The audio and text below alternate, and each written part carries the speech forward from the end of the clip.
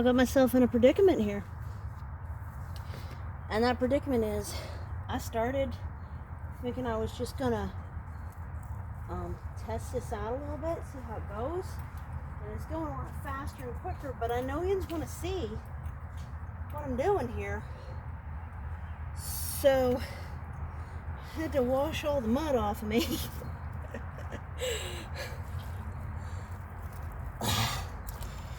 Ooh, that's a deep hole, which is exactly what we want. We want the deep hole. And get myself well enough into the house, even in this current condition. So this is the clay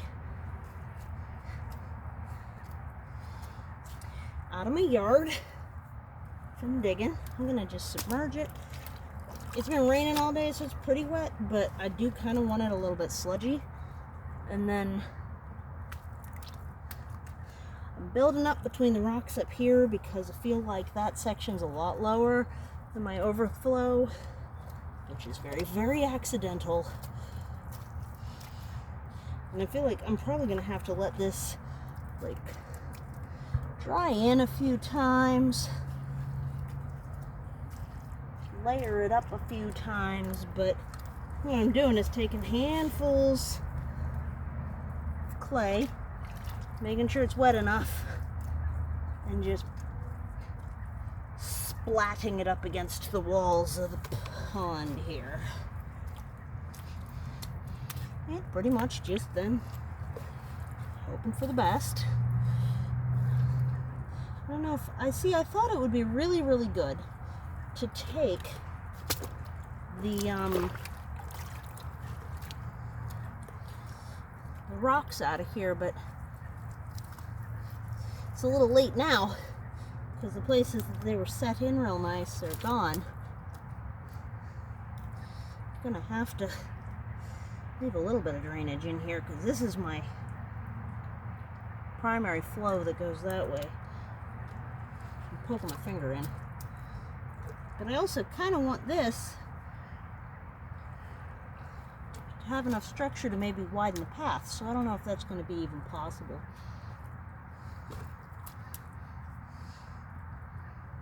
I'm reaching the whole way through to the wood chips there. There we go. So, yeah, the pond is very, very clay colored. I ain't mad about it. Kind of like that. So,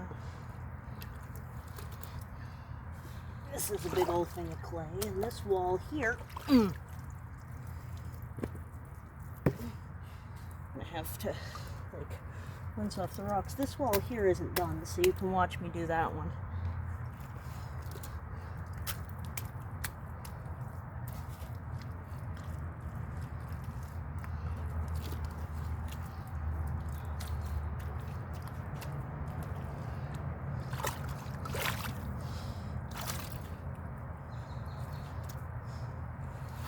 These are just like plant pots that I've got this clay in. So any amount of holding water that they do is because of the clay plugging up the holes. There's just a little bit left in this one. I feel like this needs to be higher in between as well, because I underestimated when I dug this how much it slopes that way. So I'm building up the edges, I guess. Even if that means smothering a couple of violets, I was able to save and rehome most of the violets. So that's not too bad. I have been grabbing some of the rocky subsoil and, can you see that? Sorry. And like packing it in. There's really no good place for feet in here. And did you notice I'm still in my work clothes? Hey, hey. So there's some rocky subsoil. Bringing that up to level. Hi, little wormy guy. You should go on top of dirt. That's only as wet as the rain made it, so it's not too crazy. This is for sure acrobatics too. Ugh. Acrobatics on a slippy surface. Okay, so my overflow is that. So I probably want to pack in this too.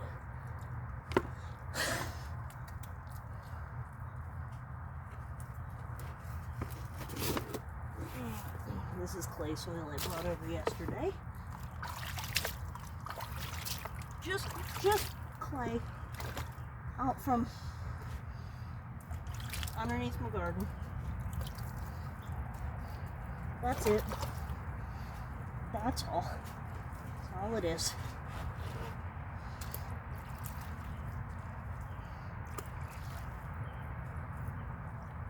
If I reach down far enough, there's handfuls of clay-like sludge down there too.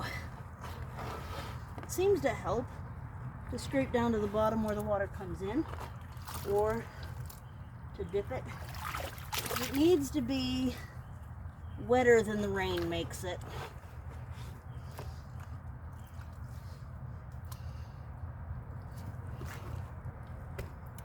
Keep forgetting where I've put things. It's gonna be mud on my face now. I hit an itch. So what can you do? I want to let this dry a bit more before I test filling it up.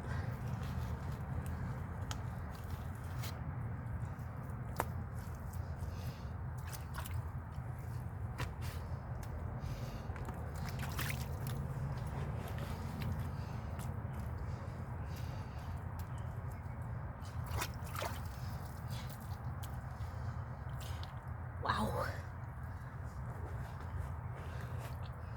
The pond's full depth goes to there, if I can ever get it to fill the whole way.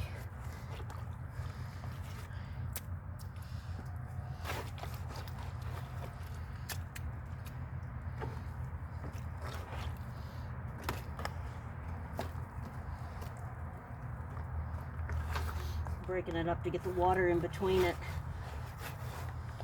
A little more sludge. Move this piece of terracotta that's down here. There we go. Seems like you got a clear sight line.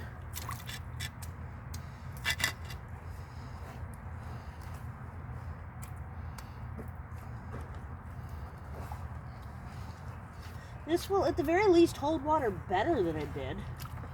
I will probably have to do this a bunch of times. But, it's working, so if it ends up working, I really don't care how many times it takes. Every time it starts to dip low, I can just pop in here with another bucket of clay and slime the sides with it.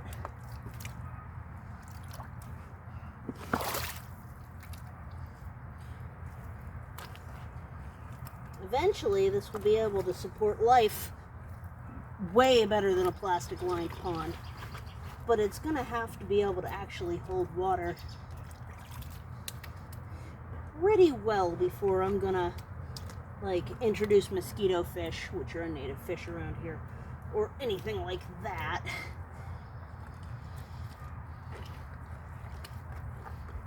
This clay has already formed its own brick in here, so it's like I have to bust it up, get it to crumble enough to let water into the clay even. So that might not be something that I can use until it's soaked a bit longer. The first couple tubs had soaked all day. In where my feet are, there's quite a bit of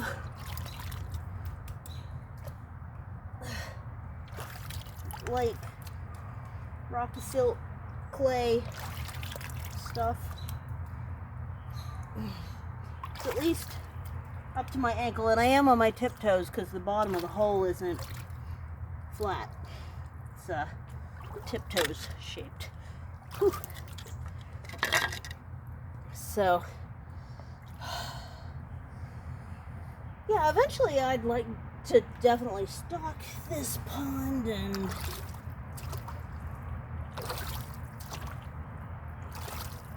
grow plants in it. I am thinking the native water lily. It's not technically native to right here, so that's not great, but it's already introduced in a lot of gardens around me, so I don't think it's going to make it any worse. We don't have exactly right here a native water lily. There's a floridicum, and then there's an odoratum.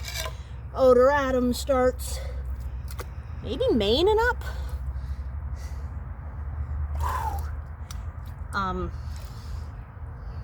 Formidable Flora can tell me for sure. You're a bit of a Maine expert, as it were. I am gonna have to put in like a railing, basically, along here, because this walkway isn't wide enough for being right alongside a pond that you could fall right into. But not bad. It is not bad.